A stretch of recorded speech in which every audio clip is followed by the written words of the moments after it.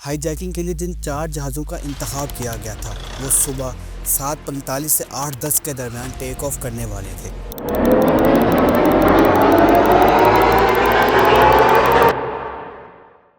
یہ بھی طے پایا تھا کہ جہاز کے ٹیک آف کے 15 منٹ بعد ہائی جیکنگ شروع کر دی جائے گی۔ اگر سب کچھ منصوبے کے مطابق اور وقت پر ہوتا تو چاروں طیارے ایک ایک کر کے بڑی بڑی عمارتوں سے ٹکرا جاتے اور امریکن سیاستدانوں اور عسکری قیادت کو سوچنے کا وقت بھی نہ ملتا۔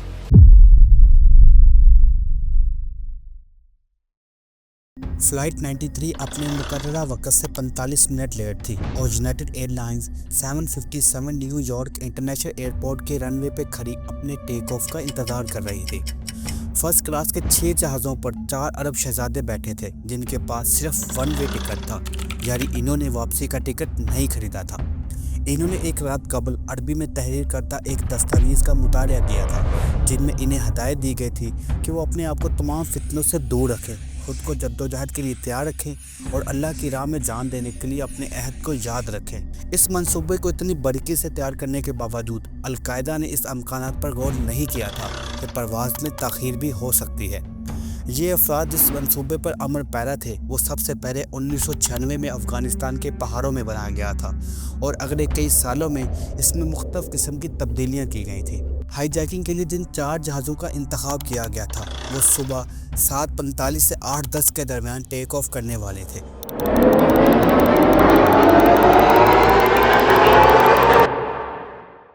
یہ بھی طے پایا تھا کہ جہاز کے ٹیک آف کے 15 منٹ بعد ہائی جیکنگ شروع کر دی جائے گی۔ اگر سب کچھ منصوبے کے مطابق اور وقت پر ہوتا تو چاروں طیارے ایک ایک کر کے بڑی بڑی عمارتوں سے ٹکرا جاتے اور امریکن سیاستدانوں اور عسکری قیادت کو سوچنے کا وقت بھی نہ ملتا۔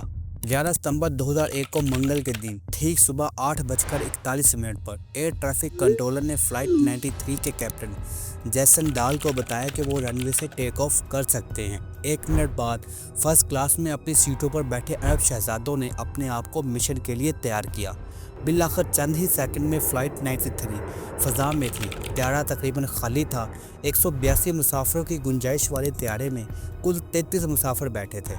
اسی دن صبح ٹھیک 8:40 پر ایک طیارہ 500 کلومیٹر فی گھنٹے کی رفتار سے نیو یارک میں ورلڈ ٹریڈ سینٹر سے ٹکرایا اور اس نے اتنی اونچی عمارت کے 93 اور 99ویں منزل کے درمیان ایک بہت بڑا سوراخ بنا دیا۔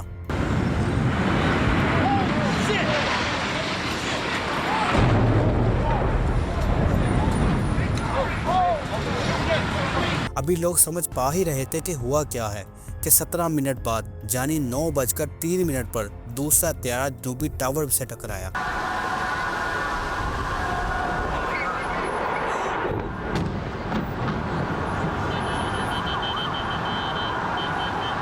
اور امریکن انتظامیہ کو احساس ہوا کہ امریکہ حملے صبح 9:19 پر یونائٹڈ فلائٹ ڈسپیچر اینڈ بلنگر نے علاقے میں اڑنے والی 16 جہازوں کو پہلی وارننگ ان الفاظ میں دی: Beware of any intrusion into the cockpit.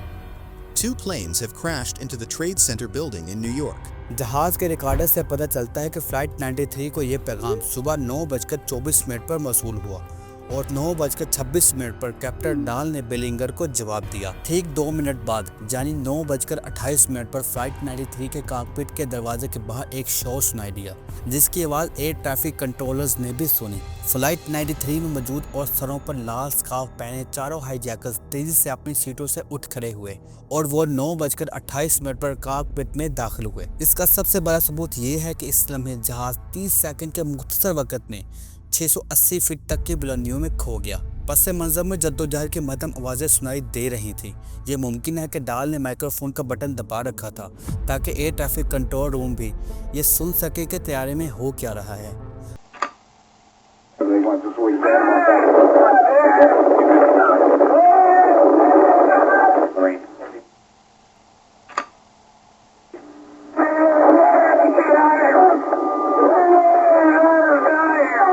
نو بج کر 31 منٹ پر ایک نامعلوم شخص نے بھاری سانس لیتے ہوئے عجیب لہجے میں بولنا شروع کیا۔ یہ پیغام جہاز میں بیٹھے مسافروں کے لیے تھا لیکن ایئر ٹریفک کنٹرول روم میں بیٹھے لوگوں نے بھی اسے سنا۔ پیغام تھا: خواتین و حضرات، کپتان کو سنیں، برائے مہربانی بیٹھ جائیں اور بیٹھے رہیں، طیارے میں بم موجود ہے۔ یہ آواز چاروں میں سے ایک ہائی جیکرز زید الجرا کی تھی جو اس وقت فلائٹ 93 کا کنٹرول سنبھال چکے تھے۔ اب جرا نے فلائٹ 93 کا رخ واشنگٹن کی طرف موڑ دیا۔ وہ صبح 9:39 پر طیارے کو 40 فٹ بلندیوں تک لے گیا۔ اس کے بعد انہوں نے جہاز کو کسی اناری پائلٹ کی طرح نیچے لانا شروع کر دیا۔ اس سے پہلے صبح 9:33 پر کاکپٹ میں موجود ایک خاتون کو یہ کہتے ہوئے سنا گیا کہ پلیز مجھے تکلیف نہ دیں۔ یہ آواز ممکنہ طور پر فرسٹ کلاس میں تعینات خاتون وانڈا گرین کے تھی۔ 9/11 حملوں کے متعلق یہ بھی کہا جاتا ہے کہ اس حملوں میں 4 جہازوں کی ہائی جیکنگ کرنے کے بعد پہلے جہاز کے عملے پر شامل خواتین پر تشدد کیا گیا تھا۔ 9:35 پر ایک خاتون کی دوبارہ آواز سنائی دی گئی کہ میں مرنا نہیں چاہتی۔ ایک ہائی جیکر غامدی السائر کی آواز سنائی دی گئی جو کہہ رہے تھے کہ سب ٹھیک ہے، میں نے ختم کر دیا۔ یہ وہ لمحہ تھا جس کے بعد کسی خاتون کی آواز سنائی نہیں دی گئی۔ عین ممکن ہے کہ انہیں قتل کر دیا گیا ہو۔ 9:39 پر جرا نے ایک مرتبہ پھر اعلان کیا۔ اس بار اس کی آواز پہلے سے زیادہ پراعتماد تھی۔ جرا کے اس اعلان کو اس مرتبہ ایئر ٹریفک کنٹرولر نے بھی سنا۔ آپ سب اس وقت جہاز کے کپتان سے مخاطب ہیں اور میں یہ چاہتا ہوں کہ آپ سب اپنی نشستوں پر بیٹھے رہیں۔ ہمارے پاس اس جہاز پر بم ہے اور ہم واپس ایئرپورٹ کی جانب جا رہے ہیں۔ ہمارے کچھ مطالبات ہیں تو برائے مہربانی آپ خاموش رہیں۔ یونائٹڈ ایئر لائن کے طیاروں میں موجود مسافروں اور عملے کو اسپیشل فونز یعنی ووکی ٹوکی کی مدد سے زمین پر رابطے کی سہولت فراہم کی گئی۔ جہاز کے ہائی جیک ہونے کے 30 منٹ بعد جہاز کے 12 مسافروں نے ایئر فونز کی مدد سے زمین پر 35 فونز کالز کی، مگر ان میں سے 12 کو تو فوری طور پر منقطع کر دیا گیا، لیکن 15 کالز پر مسافروں کا زمین پر رابطہ ہو گیا۔ ان کالز کی مدد سے بے حد تک یہ سمجھنے میں مدد ملی کہ اس وقت فلائٹ 93 میں ہو کیا رہا ہے۔ تاہم دوسری جانب جیسے ہی کلولینڈ ایئر ٹریفک نے زید الجرا کا اعلان سنا تو فوراً جواب دیا اور یونائٹڈ 93 ہماری بات کا جواب دے، ہم یہ جان چکے ہیں کہ آپ کے پاس اس فلائٹ میں بم ہے، کیا آپ ہمیں سن سکتے ہیں؟ ہمیں جواب دیں۔ یونائٹڈ 93 ہمیں جواب دیں، لیکن ایئر ٹریفک کنٹرول کو کوئی بھی جواب نہیں ملا۔ مگر ایئر کنٹرولر جان ورتھ کے لیے سب سے بڑا چیلنج اس وقت پیدا ہوا جب رات 9:42 پر فیڈرل ایوییشن ایڈمنسٹریشن نے امریکن فضائی حدود میں پرواز کرنے والے تمام دیگر طیاروں کو قریبی ہوائی اڈوں پر فوری طور پر اتر جانے کا حکم دیا۔ تمام طیاروں نے جان ورتھ کی آواز کو سنا اور جلد ہی لینڈ کرنے لگے، لیکن فلائٹ 93 پر اس کی آواز اور الفاظ کا کوئی اثر نہیں ہوا اور اس پرواز نے واشنگٹن ڈی سی کی جانب اپنا سفر جاری رکھا۔ اب تک امریکن عوام اس بات کا اندازہ لگا چکی تھی کہ فلائٹ 93 یا تو وائٹ ہاؤس کی جانب یا پھر کیپٹن ہل کی جانب بڑھ رہی ہے۔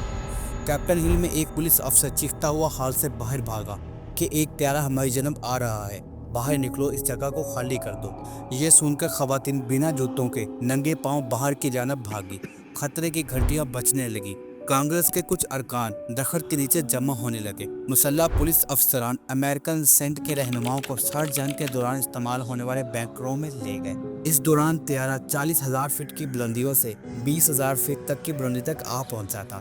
اس سے صاف ظاہر ہو رہا تھا کہ زید الجرا کو اسے اڑانے میں مشکل پیش آ رہی ہے۔ جرا 9/11 کے ہائی جیکروں میں واحد ایسے فرد تھے جس کے پاس کمرشل پائلٹ کا لائسنس نہیں تھا اور انہوں نے جہاز اڑانے کی تربیت میں دوسروں کے مقابلے میں کم وقت گزارا تھا۔ اس دوران مسافروں میں ہائی جیکروں کے خلاف مزاحمت کے لیے منصوبے بنائے جا رہے تھے۔ صبح 9:53 پر زید الجرا اور سعید الخامدی کو پہلی بار اس بات کا احساس ہوا کہ جہاز میں سوار مسافر بھی ان کے اس اقدام کے خلاف بغاوت پر اتر سکتے ہیں۔ جرا جانتے تھے کہ انہیں اپنے ہدف تک پہنچنے میں ابھی مزید آدھا گھنٹہ لگے گا۔ بغاوت کرنے والے تمام مسافر جہاز کے درمیانی حصے میں موجود تھے۔ فلائٹ اٹینڈنٹ جہاز کے پچھلے حصے میں پانی گرم کر رہی تھی تاکہ ہائی جیکروں پر پھینکا جا سکے۔ کچھ تفتیش کاروں کا یہ بھی خیال تھا کہ کھانے کی ٹرالی کو بھی بطور ہتھیار استعمال کرنے کا منصوبہ بنایا گیا تھا۔ مسافروں کی جانب سے ہائی جیکروں پر حملہ ٹھیک 9:57 پر شروع ہوا۔ تاریخ میں اس سے پہلے کبھی غیر مسلح مسافروں کی جانب سے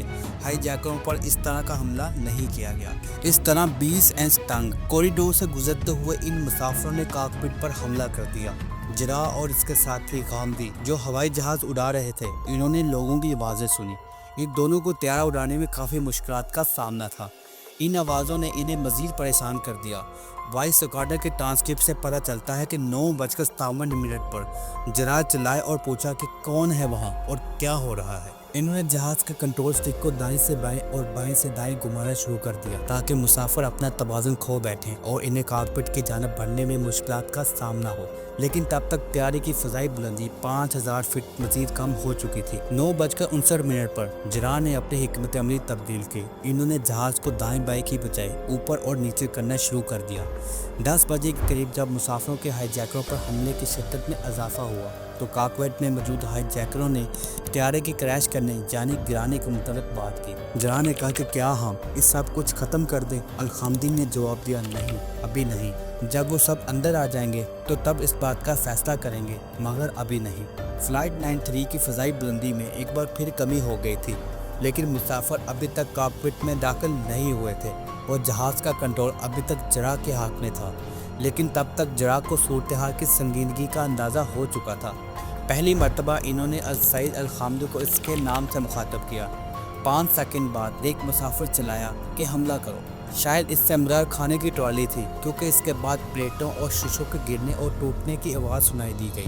10:01 پر جہاز نے دوبارہ اوپر جانا شروع کر دیا۔ پھر جراح نے کہا کہ کیا وقت آ گیا ہے کہ ہم اسے تباہ کر دیں؟ الخامدی نے جواب دیا، ٹھیک ہے، تو بس اب ایسا ہی کرتے ہیں۔ پھر اچانک لوگوں کی مزید چیخیں سنائی دی۔ تب ہائی جیکروں کو احساس ہوا کہ اگر وہ جہاز کو اڑاتے رہے تو مسافر جلد ہی ان پر قابو پا لیں گے۔ تب تک مسافر کاکپٹ تک پہنچ چکے تھے اور انہوں نے جراح کو مارنا شروع کر دیا۔ غالباً الخامدی جہاز پر کنٹرول حاصل کرنے کی کوشش کر رہے تھے، تاہم اس وقت تک دیر ہو چکی تھی۔ طیارہ پینسلوانیا میں گر کر تباہ ہو گیا۔ 563 میل فی گھنٹے کی رفتار سے اڑتے ہوئے فلائٹ 93 بجلی کی تاریں توڑتے ہوئے زمین پر ٹکرا گئی۔ اس وقت اس کے اندر تقریباً 5000 گیلن جیٹ فیول موجود تھا۔